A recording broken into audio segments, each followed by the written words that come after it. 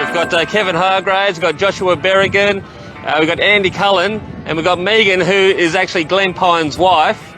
So he's busily working today, so she's out here representing him. So we get a few words from these guys. They're all sitting for the seat of McPherson, which is from the border out to Carrara up to Burleigh, and that sort of district, isn't it? So, yeah, that's right, mate. Yep, awesome, guys. We might pass it to Megan there. She's here representing her husband today, who's busy working, which is great.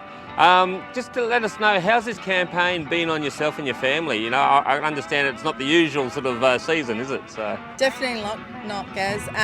It's pretty stressful, pretty busy. We've had to just say, Glenn, just do your thing, and I'm holding the fort at home and giving as much support at the polling booths in between working if I can. He's up early, out late, and trying his best for the electorate to just promote what the Liberal Democrats are about. I've got to say, your husband is a fantastic candidate for McPherson. He's got a fire in his belly. He's got a great love for the electorate. He's got a great love for the Australian people. I wish him all the best. So thank you very much. We might pass it over to Mr. Joshua Berrigan. Thank you. How are you going today, mate? Oh, excited, Gaz. You excited? It's all happening, isn't it? It's go Absolutely. time. We're at the pointy end, mate. Yeah. And we're going to win it. We're going to win it. What are your main sort of things that you're campaigning on for your electorate? Mate, number one, we need freedom of information. You know, the amount of people I've spoken to at the polling booths over the last week and a half have no idea about what's been happening, have no idea how many GPs have lost their jobs because they spoke out their medical opinion on what the government was doing. People need to know all the information so that they can make a decision for themselves. We're adults, we're not kids. We don't need to keep certain things away. We try and protect our kids by not letting them view or hear certain things until they get to that mature age.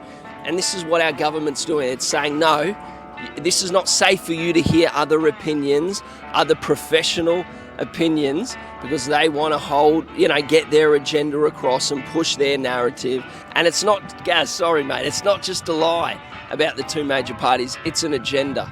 It's an agenda that they're pushing. The fact that Labor have preferenced Liberal fourth on their ticket here in McPherson, it shows that, mate, they're opposition working together to keep power at all costs. They're against the people. Absolutely. Yeah. So how's the campaign been going for you so far? It's been a bit of a long, drawn-out sort of process, I suppose, but we're on the home stretch now, and I'm seeing great amounts of people in support of One Nation, in particular with you. I'm seeing them out in the street in the bright orange. So. Yeah, that's good. No, well, look, we've had a great lot of support. People, I think, are waking up. Although there's still so many, I've been around the polling booths for the last week and a bit, whatever it is, and there's still a lot of people that have got their head in their sand. They're just conditioned by mainstream media about lies and rubbish. But they need to wake up, because what the problem is with the two governments we have, or the two major parties, is there's no opposition anymore. They're both going down the same road. And at the end of the day, they're heading towards communism, control of us all, and it's not right. Pick who you want to put in there. You have the right to put your own choice in that voting card when you vote. Well, that's the one thing that keeps floating around. The preferences are actually up to the voter, aren't they? So. That's right. We need to support local business, and that's a big part of all of our parties, what we're trying to achieve here. I just wanted to say a big part of coming together this morning was we want to present a united front, because it's the Freedom Four here standing up to highlight the hypocrisy of the major three. Josh spoke about earlier, the majors are just not turning up. They're not having the conversations with the people. They don't want to talk about the big things like increased cost of living and mandates and the loss of freedoms. These are the big issues that our constituents are talking to each of us about every day. They're playing the Joe hide in the basement routine, and enough's enough. They've cancelled opportunities to speak. They've denied opportunities to speak with us. They won't turn up and stand on stage with us to actually debate the big issues, because I believe they're running scared. And you're seeing that with what Karen's doing at the moment and flip-flopping on the trams. It's at this point where she realises Oh, I'm losing a big part of my base. And where are those base going? I tell you where they're not going. They're not going to Labor and the Greens. They're coming to us. I can almost guarantee if we don't make a change now, it ain't going to get better, it's going to get worse. Yeah, I guarantee you that. Yeah. Thanks, Gas. Good on you, mate. Keep No doing worries. what you're doing. All right, just say goodbye to the independent people, I suppose. We're going to go do some drone footage with these guys. I might pop Andy on the back of the drone, take him for a spin around the coast. I don't know if it's going to get up in the air, but we'll give it a go. You're slow flying. Oh, that's not a fat joke, by the way, brother. So, all right.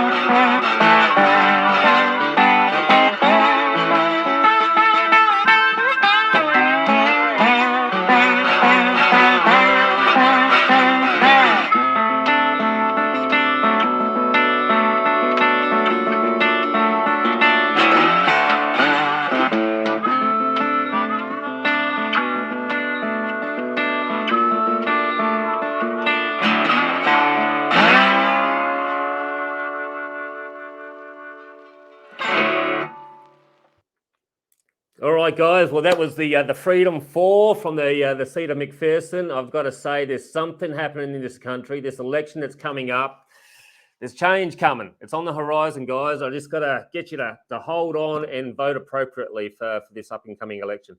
So we've got another fantastic guest on right now. I don't need to really introduce him. If you don't know who he is, you've probably been living under a rock for quite a while.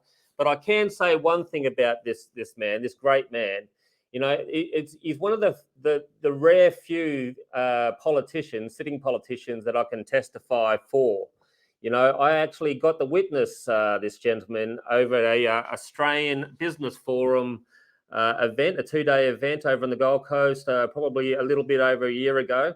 And, you know, all the major parties were there, all the swamp monsters were there represented.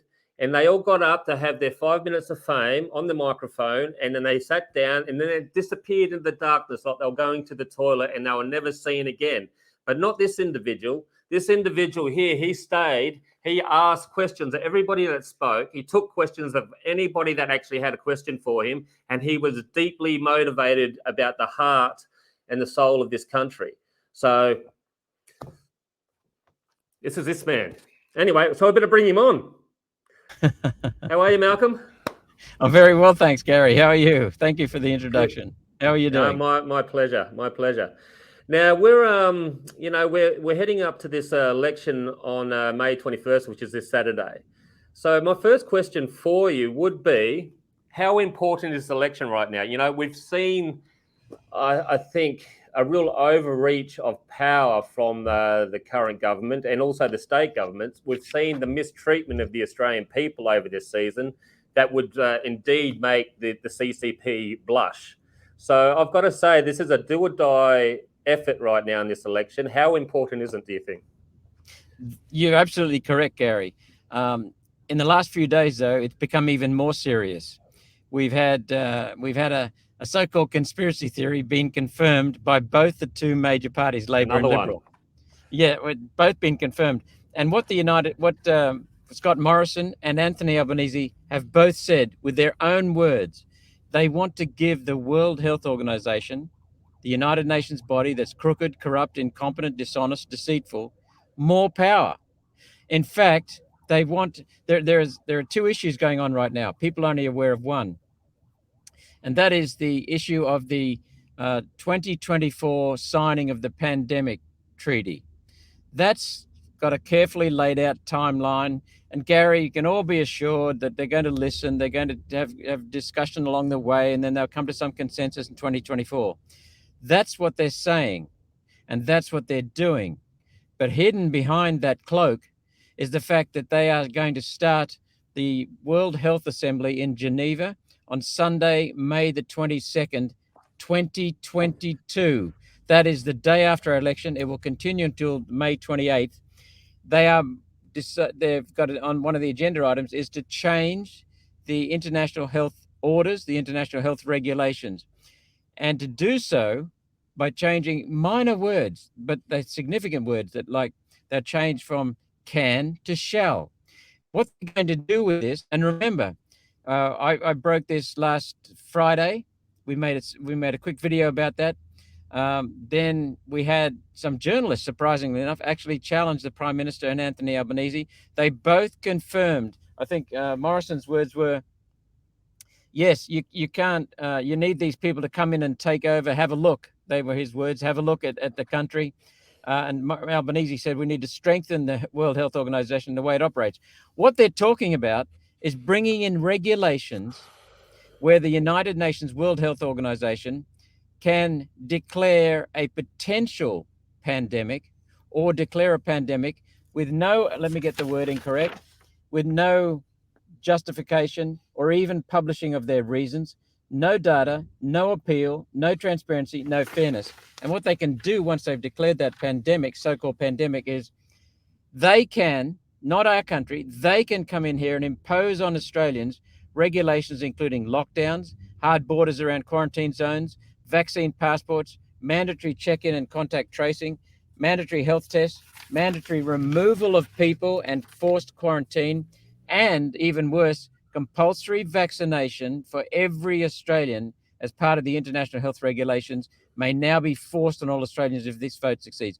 This is our mismanaged, botched corona 2 years that we've just had on steroids. This will be now given control to the World Health Organization, unelected bureaucrats. That is what they have now admitted to.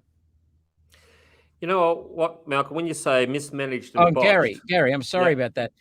They have not raised this once during this election process. They've now both admitted to it, but they've never raised it. Just the same with the whole litany of controls that have been put in place without people knowing. They have done it without consultation, without announcement, and they're now endorsing it. Yeah, well, it wouldn't be a great campaign to run on, I don't think so. They've swept it under the rug. But when you say mismanaged and botched this season, I like to say this. These people are not incompetent. This is actually a plan that they've rolled out. They've done exactly what they've wanted to do. They want to starve us out of everything and bring us to our knees into compliance. You know, they want to actually have the mRNA gene therapy into every man, woman, and child multiple times. They want to, do a massive wealth transfer and take it out of the hands of the people, which is actually removing their freedom. And they basically want to unleash this World Health Organization mandate across the globe for all of us. And what can we do about it right now? I know this. The opening question was how important was this election? I think it is everything right now. It is everything, and we can do plenty about this.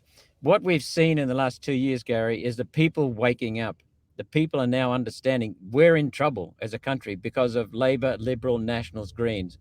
Labor Greens coalition in Julia Gillard and Kevin Rudd's government, the last Labor government, was the Labor Greens coalition. The Liberal Nationals coalition has presided over a huge timeline from 1944 through to now of ceding sovereignty, ceding governance to the United Nations without telling the people ever. But what we've seen is that they're going to bring in the digital identity bill, which will give control over every aspect of everyone's lives. Now, we have started fighting that digital identity bill. I made some videos about that and put it out there, and people are now waking up. So the first step is, in the answer to Gary, to your question, is we need to make people aware the coronavirus mismanagement by the federal and state governments, Labor and Liberal working together, has woken people. We need to keep them awake now.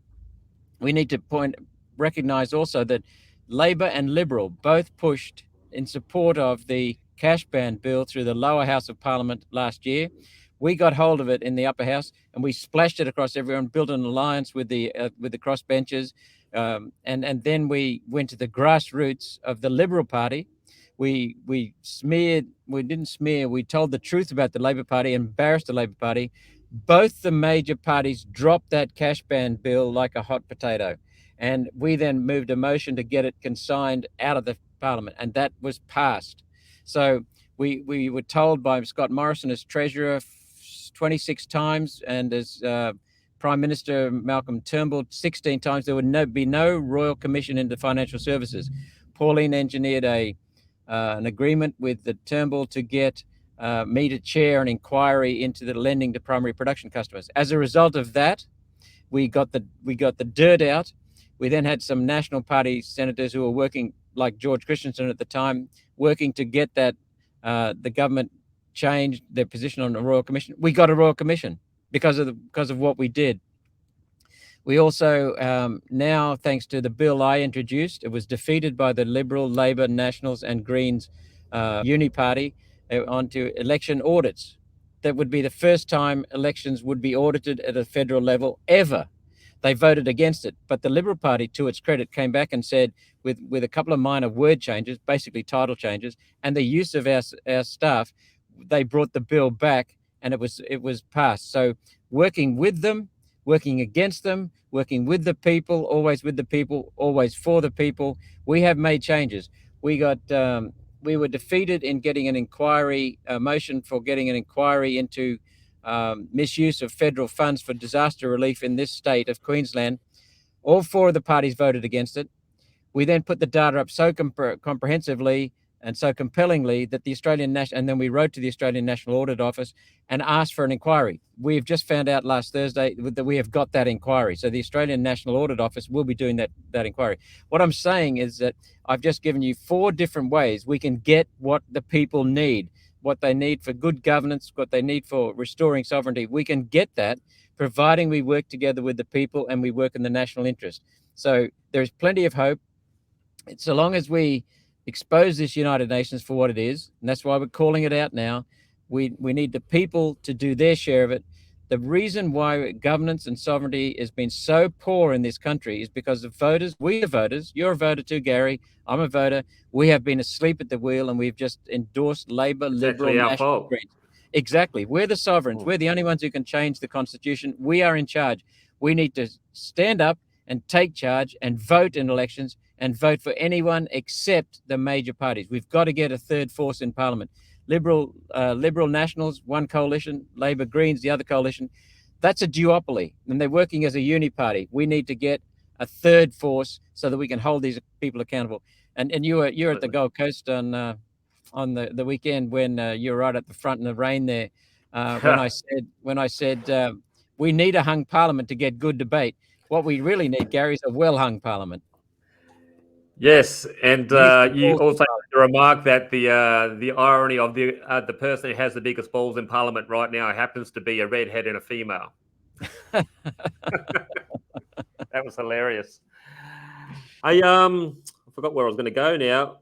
I'm going to just make this. I'm going to say 2 words in this. I'm going to say them once, because I think we've seen plenty of examples of this worldwide. We've seen this in the election of the USA. We've seen examples of this in the last France election. And we're starting to see a few shenanigans happen in this country now leading up to this election. The 2 words is election fraud. How secure is our vote, do you think? I think it's fairly secure. There is a major new turn, if you like, new opportunity opened up to the fraudsters. But as I said a little while ago, we have never had an audit of a federal election ever in this country. Because of the work I and my staff team did in our office, we introduced that bill to enable election audits. It was defeated, and then it was brought back in very, very slightly modified form, and it was passed through both houses of Parliament. That will enable the audit to be taking place on the systems before the voting, and an audit to be taking place after the voting. So we don't have electronic voting like the United States does. It's all paper-based, but there is a part where we have electronic conversion of a paper ballot in the Senate, not in the House of Representatives. The House of Representatives is all paper, all manual. In the Senate, we convert the massive form into a scanned version, which is an electronic version, manual voting, but electronic conversion, so that they can do the preferences. We are now very confident that whole process will be secure. We also, as part of the audit, will be auditing the paper-based system, so that we're confident is fairly secure. The Labor Party vehemently opposes the voter identity provisions that we put forward, and the Liberal government has not brought them back. The Liberals will support that, but the Labor Party won't. So what we haven't got that at the moment, but that's one place where the Labor Party had a record of voting many times. Some of their voters vote many times, so that's still up for grabs. But that has been largely stamped out by the fact that we now have electronic registration. When you go into the polling booths, most polling booths now have electronic registration. So if you vote at one place, your name gets crossed off electronically, it's crossed off everywhere. So voting twice, 3 times, 4 times is less of a chance. Where we do have a problem is we need an audit of people's addresses so that people don't have multiple addresses and vote as different people. The other thing is we've got so many postal ballots this time, by the look of it. That is an opportunity for fraud. So while fraud has not been cut out, my summary is that it'll be greatly reduced with this election, and we're fairly confident of the results, apart from possibly rigging of the postal votes. So touching on the postal votes, there's been something that's brought to light today. I don't know if it's been announced yet, but there seems to be I'm going to say it's a misprint of the ballot paper with certain boxes being left blank, and they've not got any names under there. So there's been an investigation with people ringing up the Australian Electoral Commission and asking them, why is there no name in the box? And they're more often than not, the Australian Electoral Commission have actually said, oh, that candidate has actually been scratched or they've withdrawn, when it's not actually the truth. They've just created an empty box, and they said, oh, if you vote an empty box, it's actually a donkey vote, is pretty much. So, and that's what's actually coming out this afternoon. I don't know if it's been announced yet, but there's been a lot of people ringing up and actually recording those phone calls with the Australian Electoral Commission, because they're up to shenanigans with, and there's 3 different boxes that they're actually targeting, and they're all freedom candidates. You mean that they have, say, eight people on the ballot, so they'll have 8 boxes plus another 2 or 3 boxes empty? Yeah, well, it would be box A, H, and M. Almost certainly all those boxes for Queensland. For the Senate, voting above the line. They've actually got no names, no logo underneath it. And when you ring the Australian Electoral Commission to get clarity, they say that those candidates have actually withdrawn or have been scratched, when it's not actually the truth. I heard Rebecca Lloyd was talking about that briefly on Saturday at the rally when we spoke privately, and someone else, Steve Dixon. Yes. And they wanted an entity above the line, and they couldn't get it. They couldn't get their logo on there or their name on there. It does seem strange, but maybe they're not a registered party. You know, I think above the line, you have to be a registered party. Now, I'm not sure about that, but that's my guess. So it may be legit, may not be, but people with more qualifications on electoral matters than I need to adjudicate that. No worries. I'm sure it'll get ironed out, no doubt. I think it will be, because these kinds of things tend to be chased. I know Rebecca. Yeah, absolutely. Rebecca's got a tenacity about her that she'll chase that. She won't let that go. That's for She's sure. wonderful. Yep. Yeah, absolutely. She actually asked you one of the questions that we asked people to send in. She actually sent a question in. She goes, what flavoured cake would you like after the election? I don't know what that's about exactly. I don't know either. No. I'll take a fruit cake. Or maybe a beefcake. A beefcake. Okay. So touching on what we just we talked about this a little bit at the beginning, you know, the treatment of the Australian people, the mandates that have been outrolled, the reduction of freedom over the Australian people and around the nation. Do you think there will be, and do you think there should be some sort of investigation or inquiry into all this? I'm not going to say mismanagement, but just the general treatment. And also that the fraudulent, I don't know about you. Well, actually, I do know. I've seen you say it many times, but I think this COVID thing and these vaccines are highly fraudulent.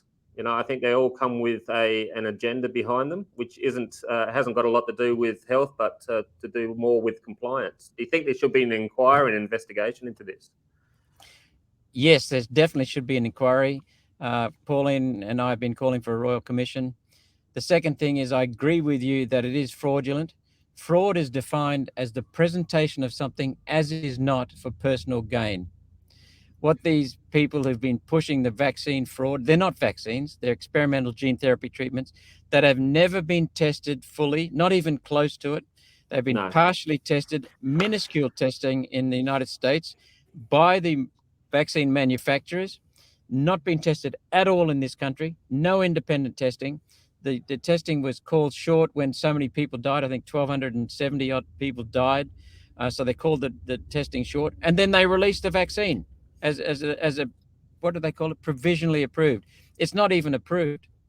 And so it's fraud because there's been the biggest wealth transfer in Australia's history going on. For $8 billion has been transferred from your pocket, my pocket, taxpayers' pockets to Big Pharma without any contract being seen by people like me representing you in the Senate so that we can scrutinize the contract, because the contracts will not even be disclosed to parliamentarians, which is against the rights of senators to see. So it is fraud. They have benefited politically, the perpetrators of this. Some of them have been benefited financially. So, and the people who control the wheels actually do benefit financially. So it is fraud. It is inhuman fraud. It is immoral because of the fact that people are dying because of this, and because we've been spread lies. This is just immoral, inhuman, and it's anti-human. This is another reason why this election is important, people, is that every day at the hands of the decision makers, our Australian people are dying or having life-changing injuries due to this rollout of this, gene therapy. One of the other things that's probably an important topic, we are seeing that the tyrannical governments around the world have a major propaganda arm, being the mainstream media. They are working in lockstep, hand in hand, trying to get the narrative out through multiple sort of avenues, whether it's through movies, through programming, through news, through current events. They all seem to be, focused on the one thing and the one narrative. What can we do about that? Should we be defunding the ABC in this country? Should we be, launching our own counter-narrative platforms? Where do we start, and how can we actually overcome all this? Well, a new name I've heard for the media is, it's not mainstream media, it's mockingbird media or legacy media. The first thing we can do is, yes, defund the ABC, or better still, sell it. If anyone's stupid enough to buy it, sell the damn thing. Apart from the rural radio, where they produce a very good service, the journalists are pretty independent, and they produce a good service, provide a good service for the rural people and regional people when it comes to disasters and so on, and market information for cattle sales and so on. But other than that, sell the lot. Sell it, just get rid of it. Stop funding it. So that's the first answer to your question. The second answer to your question is, we the voters have been slack with our politicians. That's why we're in this mess. We, the consumers of media, have been sloppy with this as well. We do not have to buy the media. That's the second option. I cancelled my subscription to Sky News during its propaganda, when it became a propaganda outfit for the injections for the government. It's an absolute disgrace. Now the media, stop buying it. Stop buying it, and just vote with your wallet. Get them where it hurts. And the third one is, because if the media doesn't have eyeballs, they can't sell advertising space because no one wants to advertise with them. Just kick them in the wallet. The third one is more and more people like yourself, independent media. We have three forms of media now. We have the mockingbird media, the legacy media, the mainstream media. That's all what you just described as media. Then we have anti-social media. It's not social media, it's anti-social media. They've been putting in, Gates and others have been funding media, have been funding the anti-social media, the Facebooks, the Instagrams, to shut down, to throttle the free word. So just be very careful of that. Go into new forms like Telegram, Rumble, use them, populate them. But the third thing is people like you, the independent truth media. That's where the real news comes out.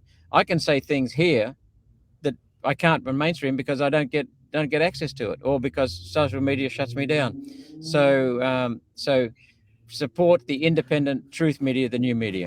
We're live on Facebook right now. I've got something like close to 17,000 people on this network, right? And still right now, with the heavy shadow banning, we've got 50 people watching. It's absolutely shameful, So we've got to get the word out. And unfortunately, this is their platform. They own and control. The same people that you're talking about funding all these networks and all these platforms are actually the same people funding the pharmaceutical companies as well. Correct.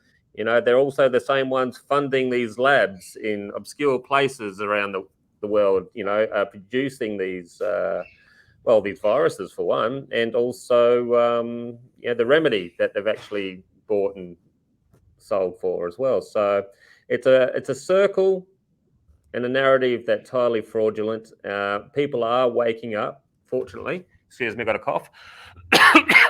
I just hope it's in time. I hope this is our time in Australia to actually start bringing this back. At very least, we need to put a handbrake on the nuttery that's actually happening to the Australian people.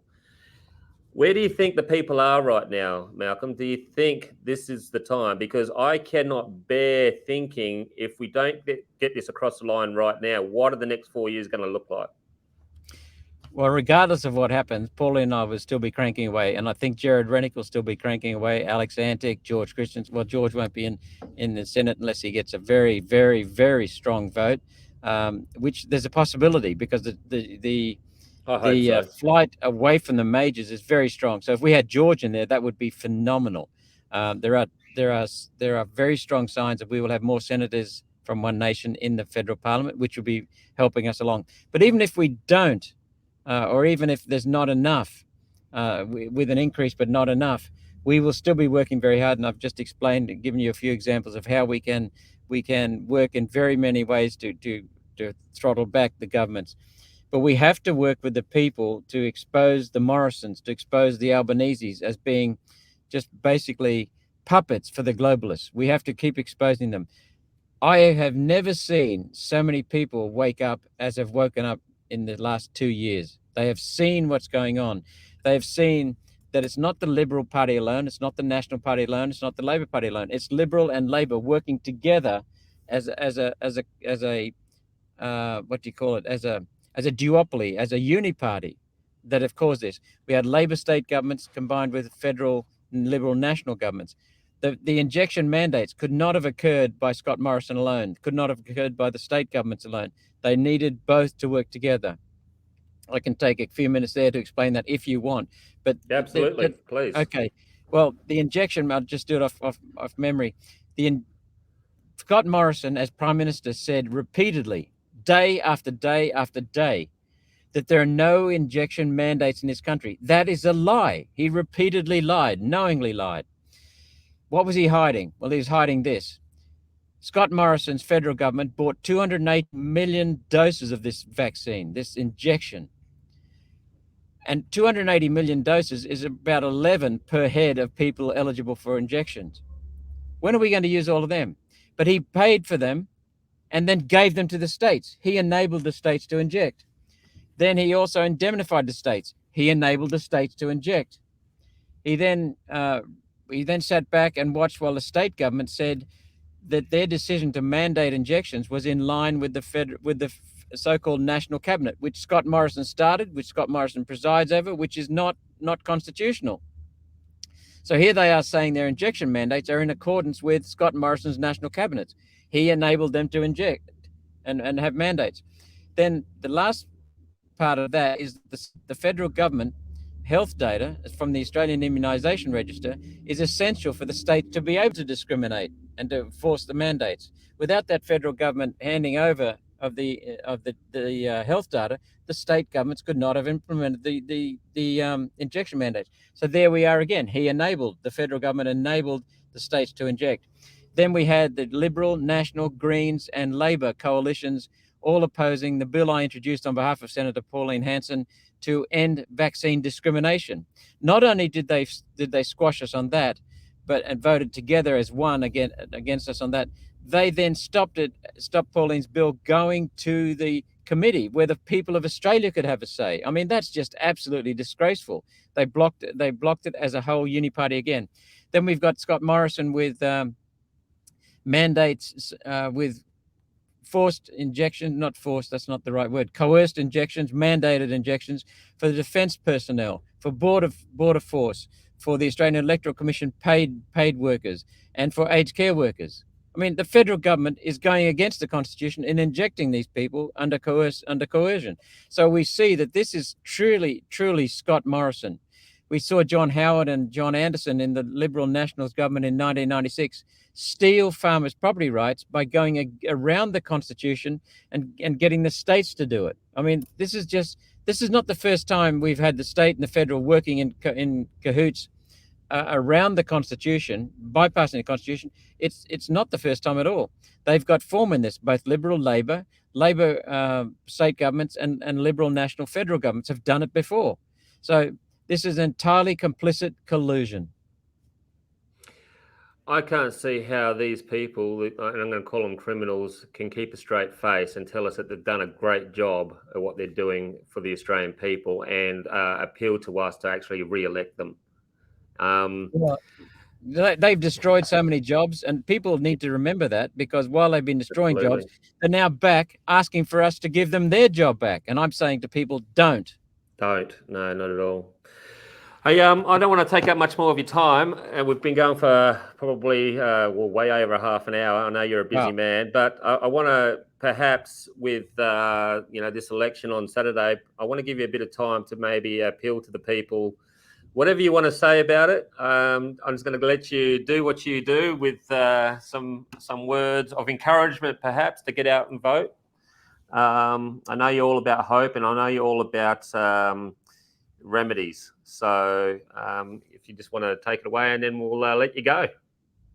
Right. Thank you very much. The only people who can change our Constitution, Gary, is the voter.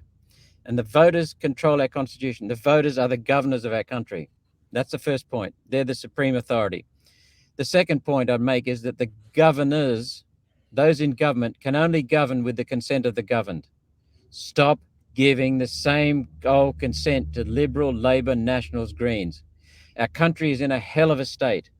It looks like it'll now be under even greater pressure and greater control from outsiders who no one in this country has elected. No one in this country has even seen a Liberal, Labor, Nationals, Greens candidate even talk about as an issue. But now we're going to sell out to the United Nations yet again.